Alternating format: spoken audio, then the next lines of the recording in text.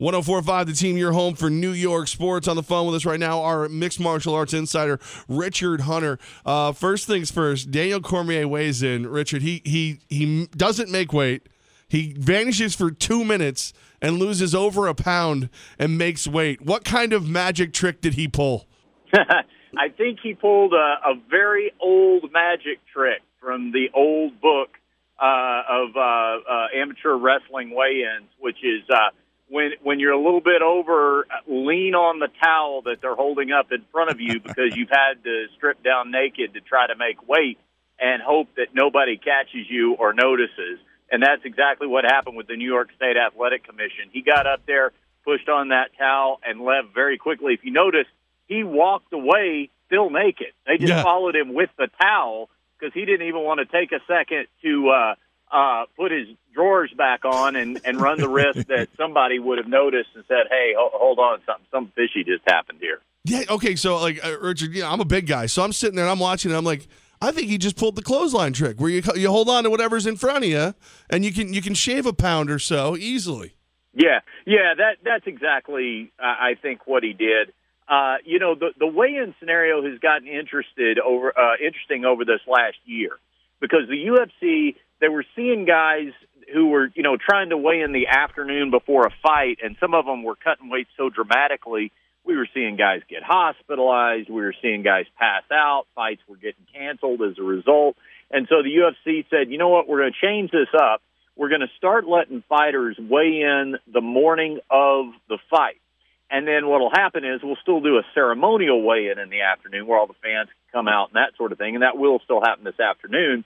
But now what happens is the media will gather like in a small ballroom-type setting, and you watch the guys actually get on scale for the record. Now, they have a 2-hour window in which to weigh in, so they don't necessarily go in order of a card or anything like that.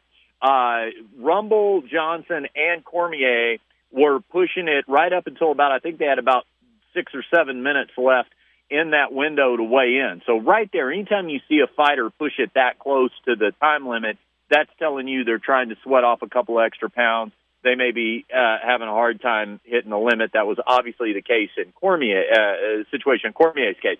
What made it weird, as you guys alluded to, is that he hits 206.2, and by the way, if fans are wondering, but I've seen guys get a pound allowance on weigh-ins. You do get that if it's a non-title fight. When it's a title fight, you got to hit the mark. So in this case, this would have been 205, not an ounce over. And the fact that he came back 2 minutes later and was able to do it clearly tells you that they may have huddled up in the back and said, hey, why don't you get back out there, push on the towel, see if they catch you. Now, in terms of getting the second time to weigh in, because some people are online are saying, wait a second, I didn't even think guys got a second attempt.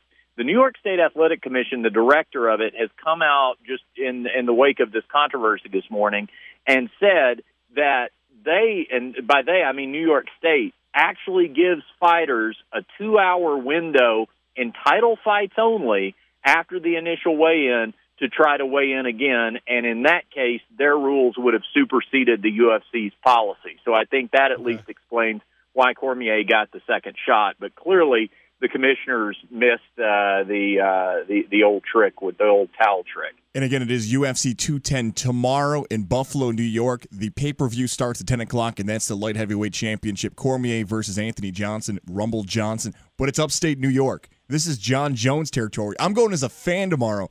And I feel like I'm going to be rooting against Cormier because he comes off as a villain to me. Is he the biggest villain in the UFC? No, I don't think he's the biggest villain, but it is a curious case, the dynamic between him and John Jones. And Frank Mir and I were talking about this just yesterday on our own show. Because Frank knows John pretty well and is trained with him, and he's done analysis and he's fought Cormier, my co-host has. And we were talking, I said, why is this the case? I mean, John Jones is one of the biggest screw-ups in the history of the UFC, and he keeps getting in trouble, and sometimes people get hurt. And Cormier is just this kind of unassuming, family man with the everyman body and all that kind of stuff. Why isn't he relatable? And Frank said, well, I think maybe it came across like, Cormier was kicking Jones when he was down and maybe came across as a little smug in his criticism of him. I personally don't see it. I mean, just looking at it objectively I see the fans reacting to it that way. But to me, John Jones is a guy who's, around 30-something years old. He's right at the threshold of 30. He's got a handful of kids, and he's still claiming that he's young and dumb and makes mistakes. It's like a guy saying he made a rookie mistake after, his 8th year in the league. After a while, that excuse tends to get a little exhausting. But I think he is aided, John Jones is, by the fact that he's maybe the most naturally gifted fighter to ever fight in mixed martial arts, certainly one of the best of all time. And fans want to see him get back in there and get off his latest suspension, and that's why Jones will be there. Cage side, I think he fully anticipates getting the winner of this fight. If it's Rumble, I think a lot of people are going to be anxious to see if John Jones can get knocked out cold, as Anthony Johnson can do to many, many fighters. Jones would have never faced a fighter with that kind of punching power that Rumble Johnson has. Or if it's Cormier, can Cormier avenge the only loss of his career? He's the only person who's ever beat Daniel Cormier. And while I think the outcome of that fight was decisive, it was still competitive and pretty close by my estimation. I had given that fight to Jones by 1 round. So either way, whoever comes out the victor with the title tomorrow night, I think we've got a lot of intrigue involving John Jones moving forward for 2017. 104.5 The Team, your home for New York sports. Richard Hunter with us. He mentioned the show he does with Frank Mir. That's the Phone Booth Fight podcast. Now, everything we just said about this fight, it leads up as a prequel to John Bones Jones, with Ronda looking like she's pretty much done.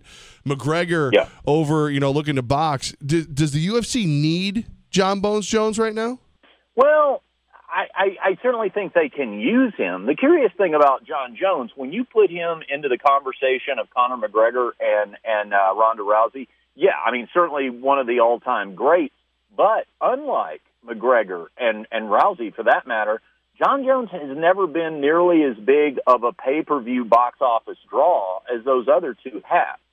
So the financial hit of losing Rousey as they have, it would be catastrophic if they were to, lose Conor McGregor indefinitely as a box office draw, because they'll still be making the money even if the fight's Floyd Mayweather. That would be far more significant to the bottom line of the UFC than if John Jones is not involved in the mix. That being said, they certainly want him in there, and, there's many people who believe that, John Jones has only beaten himself, that he, in a lot of ways, is kind of the uncrowned UFC champion because he never lost that light heavyweight belt in the cage. So I think they do know there's going to be a lot of anticipation for his return for that reason, if nothing else. So what should UFC fans root for this weekend in Buffalo? Should we see a Cormier-Jones rematch down the line, or would they like to see Rumble Johnson win and maybe we get a Rumble-Bones matchup in a few months?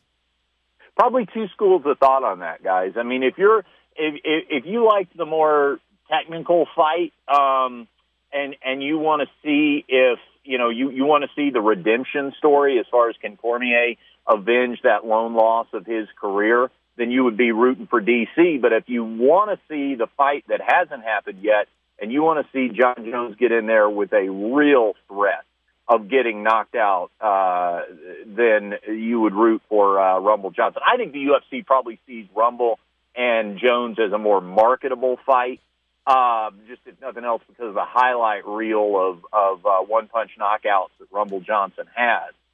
Me personally, I want to see both fights eventually, but I'd probably like to see Cormier because Cormier's older. That's something to consider. The clock is ticking on how many more years Cormier is going to have to rematch with John Jones or to fight anybody for that matter. I'd like to see Cormier, just from a fan's perspective, win that fight Saturday, do Jones DC 2, and then there's still plenty of time for Jones to fight Rumble one way or another.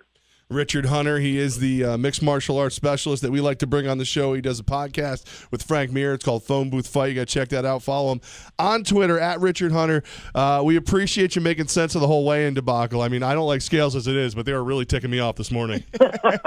Well, you know what to do next time. Right. When you go for your annual physical, you want to feel a little better about yourself, man. Just think about Daniel Cormier and push on that towel. Richard, we appreciate you, brother. Enjoy 210. Anytime, boys. Always a pleasure to be on with you.